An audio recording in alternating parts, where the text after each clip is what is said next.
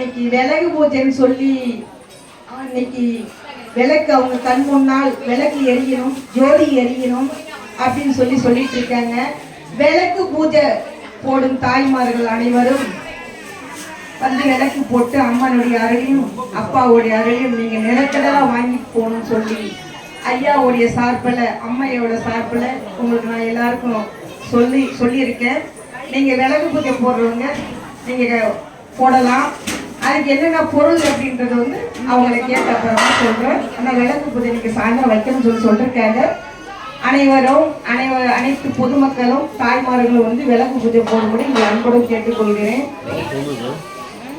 அம்மா ஆதி ஜோதியானவள் அம்மாவுக்கு என்னுடைய அன்பு காணிக்கை நான் பாடும் பாட்டு தான்.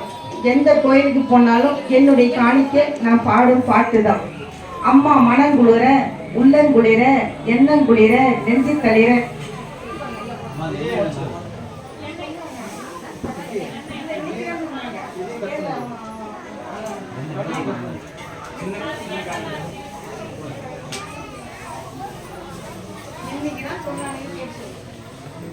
இல்ல சொல்லலாமா ஏன்னு சொன்னானுங்களே சொல்லலாம் இல்ல சொல்லலாம்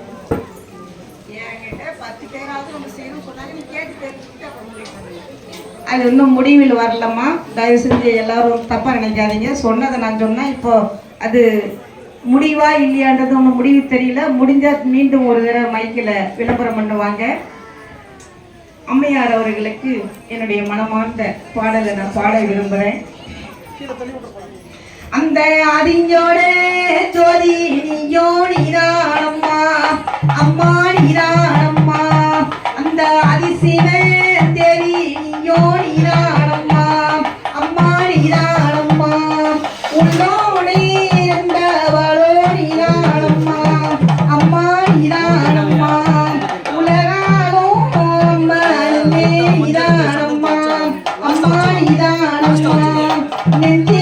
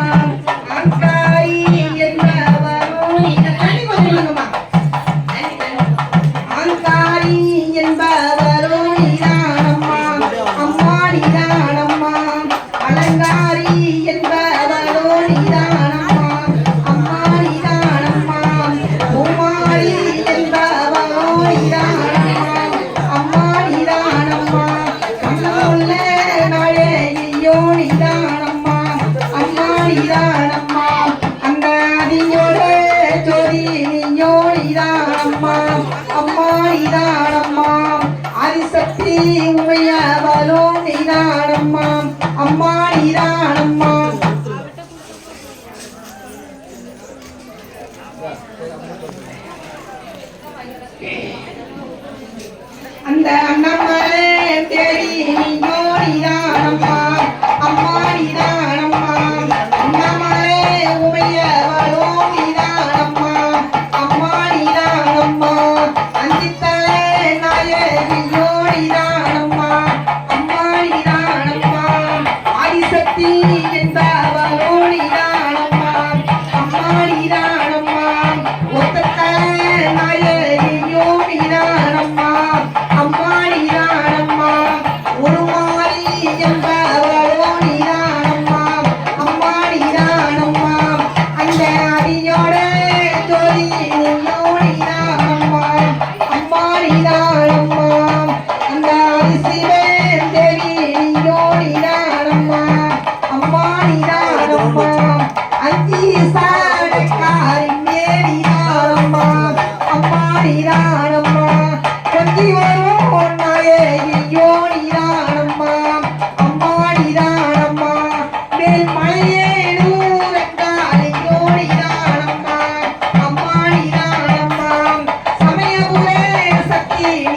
நீதானம்மா அம்மா நீதானம்மா அன்னை ஓமையாலும் நீதானம்மா அம்மா நீதானம்மா ஆங்காரி என்பவளோ நீதானம்மா அம்மா நீதானம்மா திருசூலியும் நீதானம்மா திருநீலியும் நீதானம்மா அந்த நீலக்கண்ண கண்களியோ நீதானம்மா அம்மா நீதானம்மா நின்றாரோ தெரியியோ நீதானம்மா அம்மா நீதானம்மா ஆயிரே கண்ணோடைய நீதானம்மா அம்மா நீதானம்மா ஆதிசக்தி ஞானவளோ நீதானம்மா அம்மா நீதானம்மா அந்த கண்ணனோட தங்கையோ நீதானம்மா அம்மா நீதானம்மா கண்ணபூரத்தாலும் நீதானம்மா அந்த கண்ணனோட தங்கையோ நீதானம்மா அம்மா நீதானம்மா ஏழை பெண் காலனியோ நீதானம்மா எல்லாமுள்ளே தாயோ நீயோ நீதானம்மா தாய்க்கெல்லாம் தலைமான தலைவையோ நீதானம்மா தர்மத்தாய் நீதானம்மா தங்கத்தாய் நீதானம்மா அன்னை ஓமையாலும் நீதானம்மா அம்மா நீதானம்மா இளமையாளே தேவி நீயோ நீதானம்மா அம்மா நீதானம்மா உள்ளோ நீரிந்தவளோ நீதானம்மா உலகாளோ அம்மா நீயோ நீதானம்மா நெஞ்சி நீரிந்தவளோ நீதானம்மா அம்மா நீதானம்மா அந்த நிலக்கண்ணே தங்கனியோ நீதானம்மா அம்மா நீதானம்மா பராசக்தி என்பவளோ நீதானம்மா அம்மா நீதானம்மா அந்த பரஞ்சோதி தேவி நீயோ நீதானம்மா அம்மா நீதானம்மா ஆத்தாளே நம்பி வந்தா எல்லாமே நடக்கும் அம்மா ஐயாவை தேடி வந்தா கெட்டவரும் கிடைக்கும் அம்மா ஏழை பொருட்களம்மா எடுத்தோய்க்கும் ஐயா அம்மா தாய்க்கெல்லாம் தாயாரே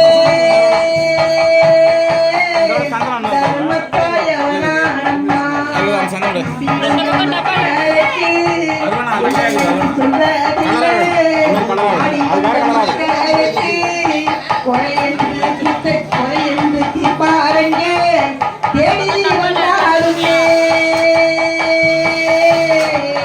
ஐயா தெய்வமாக தானே இருந்து தாயாக தானே இருந்து மக்கள் குறைச்சி பாருங்க ஒரு ஊரு எல்லையிலே உரிமையா வந்து இருந்து உள்ள குறைச்சி பாருங்க இங்கெரும்பு என்னாயாரோ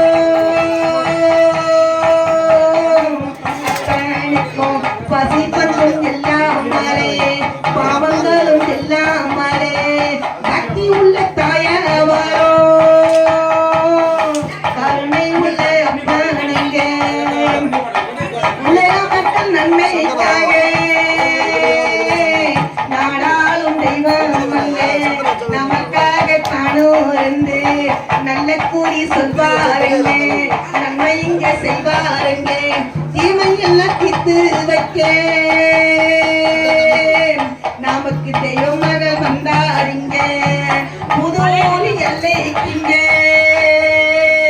புனிதம் சேர்ந்ததுங்க நம்பி வந்த மக்களுக்கு நல்லதே செஞ்சிடவே தாயான தலைமகளும் அப்பனும் அம்மாவும் இங்க ஆதரிக்கும் தெய்வமாக புனிதமா வந்திருக்கோம் அம்மையப்ப வணங்க வேணும் அவங்க நம்பி நீங்க வர வேணும் நல்லதே சொல்ல வேணும் நன்மையை கேட்க வேணும் பாவங்களை தீர்த்திடவே பால ஜென்மம் பாவங்களை தீர்த்திடவே உங்களுக்கு புண்ணியம் செஞ்சிடவே நம்ம ஊர் எல்லையே எல்லையப்பன் காரணாவே எல்லையம்மா அம்மாவாவே என்ன செஞ்சிருக்கோம் நமக்கு என்ன வேணும் குறை என்று அம்மாவிடம் சொல்ல வேணும். குறைகள் எல்லாம் தீர்த்து வைக்க ஐயாவர் வந்து இருக்கார், அம்மையவர் வந்து இருக்கார். நன்மைகளை தேடி செய்ய நாயகரும் நாயகியும் நம்ம ஊரில் அமர்ந்து இருக்கேன். வேறு தாய் இல்லை தந்தை இல்லை என்று நம்ம தவறாக நினைக்காமலே தாயிருக்கேன் என நீங்க எனக்கு தகப்பன் நீங்க எனக்கு நீங்கிருக்கேன் எனக்கு எந்த கோயில் இல்லை என்று சொல்லி வந்தாலுமே என் பிள்ளை வந்தார் என்று எடுத்துரைக்கும் அம்மையாவர் ஆனந்த கண்ணீரிலே அவர் தாயாக தண்ணீரிலே ஆனந்த கண்ணீரிலே உன்னை அபிஷேகம் செஞ்சிடுவேன். அம்மையும் காத்திருக்கேன், பிள்ளையும் நம்பேன், அம்மையால ஆதரிக்கேன், ஐயாவை ஆதரிக்கேன். அவருக்கு எல்லாமே எல்லா வளமும் நலமும் நம்ம எது அவருக்கு செய்யணும் கொடுக்கணும் கேட்கணும் அப்படிங்கிற ஒரு வரலாறு கிடையாது. சிவனை பொறுத்த வரைக்கும் ஆதி ஜோதியை பொறுத்த வரைக்கும் கேட்காமலே கிடைக்கிறது எங்கன்னு சொல்லி கேட்டா, ஆனா மனசார நம்பணும். மனங்களை திருட்டு அழுக்கு பொச்சிரைப்பு போறாம இது எதுவுமே இல்லாம நீதியா நீ ஏழையா கூட இரு, அன்னாட காட்சியா கூட இரு, உனக்கு இன்னைக்கு அவனுக்கு ஒரு கற்பனை ஏற்றத்துக்கு வழி இல்லாத கூட இரு. ஆனா தூய்மையான மனசுல அழுக்கு இல்லாம இருட்டு இல்லாம கெட்ட ஒரு செயல் இல்லாம ஐயா வந்து வணங்கணும் அப்படின்னாக்கா உனக்கு எந்த குறையுமே இருக்காது. உனக்கு எதுவுமே இல்லைன்னு கேட்க கூடாது. வந்து நீங்க மன அமைதியா உட்கார்ந்து இருந்தாவே எல்லா வளமும் நலமும் அவங்களுக்கு தெரியும். ஏன்னா அவங்க பிள்ளைங்க இல்லையா, அவங்க எல்லாரும் இயல்பு எண்ணாயிரம் இந்த உலகத்துக்கு வரல. செடி கொடி அத்தனையுமே அவங்க இறைவனும் ஈஸ்வரியும் சந்தோஷ தாண்டவத்துல மழை என்ற பேர்ல அம்மையப்பன் அவங்க அந்த மழை பெஞ்சாதான் புல் பூண்டு பூமியில முளைக்குது, செடியாவது கொடியாவது மரமாவது காயாவது கனியாவது சுவைக்குது. அதேதான் நம்மளும் நம்ம பிறந்தோம் வளர்ந்தோம் இருந்தோம் சொல்லி சொல்லாம பிறந்தோம் வாழ்ந்தோம் சரித்திரம் படைச்சிடும் சொல்லி ஒவ்வொரு மாணவரும் சரி, ஒவ்வொரு மனிதனும் சரி, ஒவ்வொரு தாய்மார்களும் சரி, சரித்திரம் என்பது அது ரொம்ப ரொம்ப ரொம்ப சிறந்தது, முக்கியமானது, புனிதமானது. நம்ம மறந்தாலும் நம்ம சரித்திரம் வரையக்கூடாது. அதனால வந்து ஒருத்தருக்கு நம்ம உதவி செய்யறதுனாலும் பரவாயில்ல, ஒருத்தருக்கு கொடுக்க கூடாது, யாருக்கும் வந்து எந்த ஒரு தீமும் செய்யக்கூடாது. அப்படி பல கோடி தீமை செஞ்சுட்டு நீ வந்து ஐயா மன்னிப்பே இருக்காது, உன்னை திருப்பி கூட பார்க்க மாட்டார். ஏன்னா அவன் புனிதமானவன், அவன் பின்ன புனிதமா இருக்கணும்னு சொல்லி நினைக்கிறவன். அதனால புனிதத்தையே பண்ணணும், புனிதமா நடக்கணும், புனிதமா கொடுக்கணும். ஆனா பிச்சை போடுறோம், பிச்சை யாருக்கு வேணாலும் போடணும்னு நம்ம நினைக்க கூடாது. ஏன்னு கேட்டா நல்லா இருக்கிறவங்க கூட உடம்பு சோம்பரிதானத்துல ஒரு ஒரு வேப்பிலை கையில இருந்து விபதி எடுத்துக்கிட்டு பிச்சைன்ற பேர்ல நல்ல வயசு பையனும் வரோம், நடுத்தர ஆம்பளை பொம்பளை எல்லாருமே பிச்சைன்ற பேர்ல வராங்க. அவங்களுக்கு போட்டா அந்த நிலைமைக்கு நீ தள்ளப்பட்டுருவ. ஆனா பிச்சைன்னா என்ன, ரெண்டு கண் இல்ல, ரெண்டு கால் இல்ல, அவனால வாய் பேச முடியல, இந்த ரோட்டை கிராஸ் பண்ணி அடுத்த கடையில போயிட்டு ஒரு டீ கூட ஐயான்னு கேட்க முடியல, நாதி அல்ல நீதி அல்ல யாருமே அவனுக்கு இல்ல. ஒருத்தன் மட்டும்தான் சிவன் மட்டும்தான் இருக்கான்.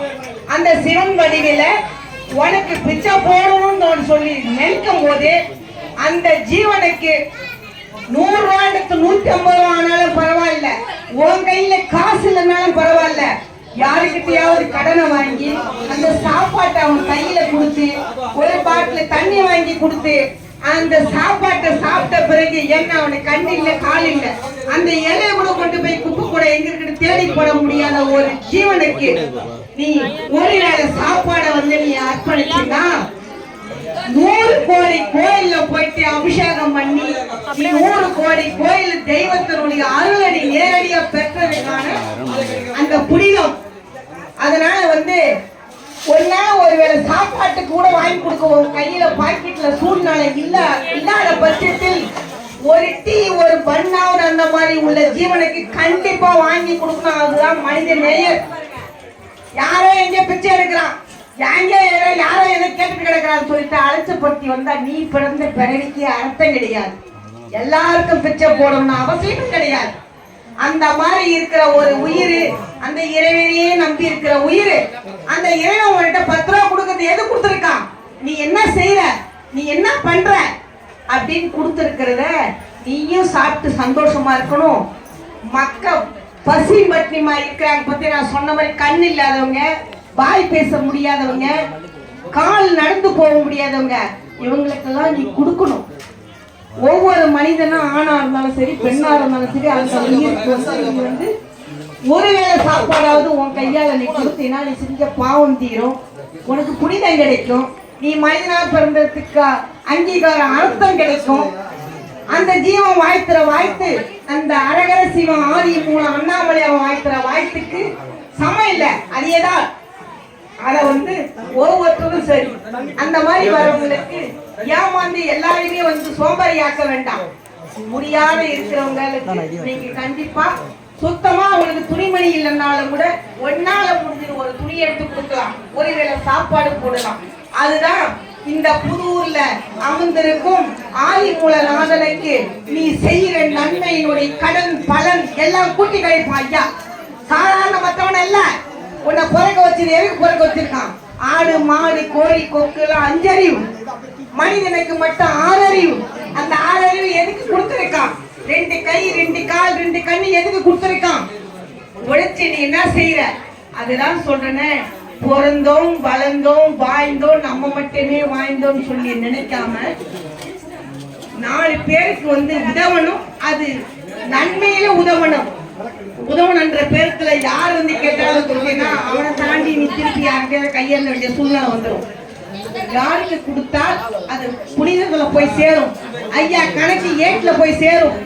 யாருக்கு கொடுத்தா இது வந்து கணக்குல சேராதுன்றது நமக்கு ஞானம் கொடுத்திருக்கான், புத்தி கொடுத்திருக்கான், உள்ளம் கொடுத்திருக்கான், எண்ணம் கொடுத்திருக்கான்.